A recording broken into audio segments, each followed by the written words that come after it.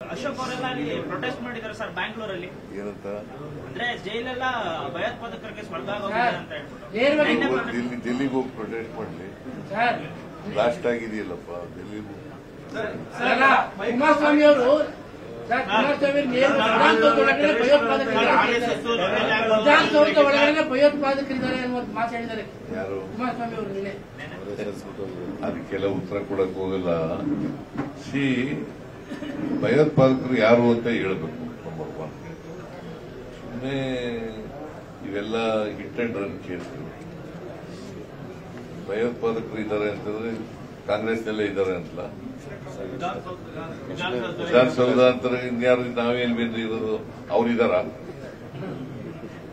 ಈಗ RSS ಅವರು ನೋಂದಣಿ ಆಗ್ಬಾರ್ದು ಭಗವಂತ ಹೇಳ್ತಾರೆ ಸರ್. RSS ನೋಂದಣಿ ಆಗ್ಬಾರ್ದು ಅಂತ ಕಡ್ಡಾಯ ಅಂತ ಹೇಳ್ತಾರೆ. ನೋಂದಣಿ ಆಗಿಲ್ರಿ. ಜಿಟಿ ದೇವೇಗೌಡರನ್ನ ಕೋರ್ ಕಮಿಟಿನ ಕೈ ಬಿಟ್ಟಿದ್ದಾರೆ. ಜಿಟಿ ದೇವೇಗೌಡರ ಕರ್ಕೊತಾ ಇದ್ದೀರಾ ಅಂತ ನೀವು ಬಹಳ ಆತ್ಮೀಯ ಪಾರ್ಟಿಗಳು ಕರ್ಕೊತಾ ಇದ್ದೀರಾ ಅಂತ. ಆತ್ಮೀಯರು ಅಂತಂದ್ರೆ ನಾವು ಒಂದೇ ಕಾನ್ಸ್ಟಿಟ್ಯೂನ್ಸಿ ಅವರಲ್ಲ, ಒಂದೇ ತಾಲೂಕಿನವರು, ಒಂದೇ ಆತ್ಮೀಯತೆ ಇದೆ. ರಾಜಕಾರಣದಲ್ಲಿ ನಿಮ್ ಜೊತೆ ಕರ್ಕೊತಾ ಇದ್ದೀರಾ ಅಂತ ಹಳೆ ಸ್ನೇಹ ಚರ್ಚೆ ಇದೆ. ಅದಕ್ಕೆ ನಾವು ಯಾರನ್ನೂ ಕೂಡ ನಮ್ಮ ಪಕ್ಷಕ್ಕೆ ಬರ್ರಿ ಅಂತ ಕರೆಯೋದಿಲ್ಲ, ಬರಬೇಡಿ ಅಂತ ಕರೆಯೋದಿಲ್ಲ. ಬಂದ್ರೆ ಯಾಕೆ ಬಂದ್ರಿ ಅಂತ ಕರೆಯೋದು. ದೆಹಲಿ ಭೇಟಿ ಬಗ್ಗೆ ಮಾತಾಡಿದ್ರಿ, ನಿಗದಿಯಾಗಿದೆ ಸರ್. 15ಕ್ಕೆ ದೆಹಲಿಗೆ ಹೋಗ್ತೀನಿ ಅಂತ ಹೇಳಿದ್ರಿ.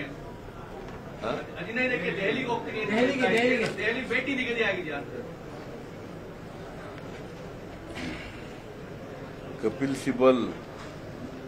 ಕಪಿಲ್ ಸಿಬಲ್ ಅವರು ಒಂದು ಕಾರ್ಯಕ್ರಮ ಇಟ್ಕೊಂಡಿದ್ದಾರೆ, ನನ್ನನ್ನು ಕರೆದಿದ್ದಾರೆ. ಅದಕ್ಕೋಸ್ಕರ ಹೋಗ್ತಾ ಇದ್ದೀನಿ. ಅವ್ರಿಗೆ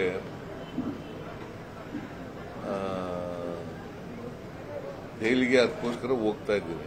15ನೇ ತಾರೀಕು ಕಪಿಲ್ ಸಿಬಲ್ ಮಾಜಿ ಕೇಂದ್ರ ಸಚಿವರು ಮತ್ತೆ ವಕೀಲರು ಹೈಕಮಾಂಡ್ ಭೇಟಿ ಮಾಡ್ತೀರಾ?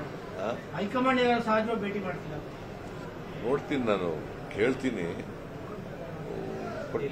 ನಾನು ಮೋಸ್ಟ್ಲಿ ಅವತ್ತೇ ಬಂದ್ಬಿಡ್ಬೇಕು ಅಂತ ಅನ್ಕೊಂಡಿದ್ದೀನಿ. ನಾನು 15ನೇ ತಾರೀಕು ಸಂಪುಟ ಪುನರಚನೆ ಬಗ್ಗೆ ಮಾತಾಡ್ತಾ ಇದ್ರಲ್ಲ, ಅದಕ್ಕೆ ಸಂಪುಟ ಪುನರಚನೆ ಬಗ್ಗೆ ಮಾತಾಡ್ತಾ ಇದ್ರಲ್ಲ, ಅದಕ್ಕೆ ಅದೇನೋ ಮಾತಾಡ್ಕೊಂಡು ಬರ್ತೀನಿ. ಇಲ್ಲ, ರಾಹುಲ್ ಗಾಂಧಿ ಅವ್ರಿಗೆ ಟೈಮ್ ಕೇಳಿದ್ದೀನಿ. ಅವ್ರು ಕೊಟ್ಟರೆ ಮಾತಾಡ್ತೀನಿ. ಮೋಸ್ಟ್ ಲೈಕ್ಲಿ ನಾನು 15ನೇ ತಾರೀಕು ಕೇಂದ್ರದ ಹೈಕಮಾಂಡ್ ಇಂದ ಟೈಮ್ ಕೇಳಿದಾಗ ಕೊಡ್ಲಿಲ್ಲ ಅಂತಂದ್ರೆ ವಾಪಸ್ ಬಂದ್ಬಿಟ್ಟು. ಸರ್, ಈಗ ಹಳ್ಳಿಗಳಲ್ಲಿ ಮೈಕ್ರೋ ಫೈನಾನ್ಸ್ ಅವರು ಮತ್ತೆ ಕೆಲಸ ಮುಂದುವರಿಸಿದ್ದಾರೆ ಸರ್. ಕಾನೂನು ಎಷ್ಟೇ ತಂದ್ರು ಕೂಡ ಗ್ರಾಮೀಣ ಭಾಗದಲ್ಲಿ ಅದು ಮನೆಗಳನ್ನ ಸೀಜ್ ಮಾಡೋಂತ ಕೆಲಸ ಮಾಡ್ತಿದ್ದಾರೆ ಸರ್. ಇನ್ನೂ ಅಧಿಕಾರಿಗಳು ಅವರನ್ನ ಕಂಟ್ರೋಲ್ಗೆ ತಗೊಳ್ಳೋ ಕೆಲಸ ಆಗಿಲ್ಲ ಸರ್. ಯಾರು ಹೇಳಿದ್ರು ಸರ್? ನಂಜನಗೂಡಲ್ಲಿ ನಿನ್ನೆ ಒಂದು ಮನೆನ ಸೀಜ್ ಮಾಡಿದ್ದಾರೆ ಸರ್. ನಂಜನಗೂಡಲ್ಲಿ ನಿನ್ನೆ ಒಂದು ಮನೆನ ಸೀಜ್ ಮಾಡಿದ್ದಾರೆ. ಸೀಜ್ ಮಾಡಬೇಡಿ ಅಂತ ನಾವೆಲ್ಲೂ ಹೇಳಿಲ್ಲ. ಮನೆ ಮೇಲೆ ಬರೀತಾರೆ ಕಾನೂನು ಬಾಹಿರವಾಗಿ ಮಾಡಬೇಡಿ ಅಂತ ಹೇಳಿದ್ರು. Okay, thank you.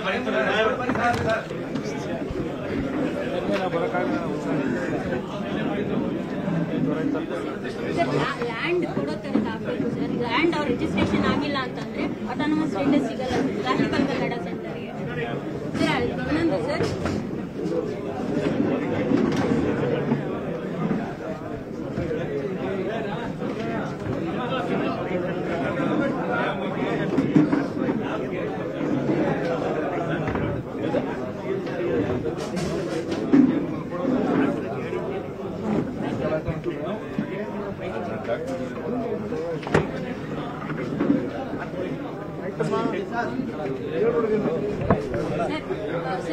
ತುಂಬಾ ಜನ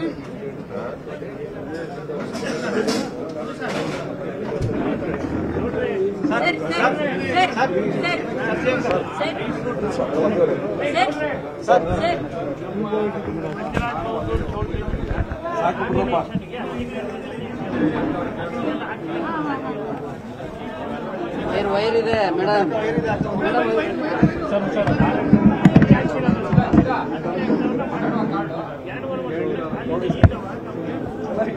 ನಿರ್ಭೀತ, ನಿಷ್ಪಕ್ಷಪಾತ, ವಿಶ್ವಾಸಾರ್ಹ ಸುದ್ದಿಗಳಿಗೆ ಮತ್ತೊಂದು ಹೆಸರಾಗಿರುವ ನ್ಯೂಸ್ 18 ಕನ್ನಡ ಈಗ ಆಪ್ನಲ್ಲೂ ಲಭ್ಯವಿದೆ.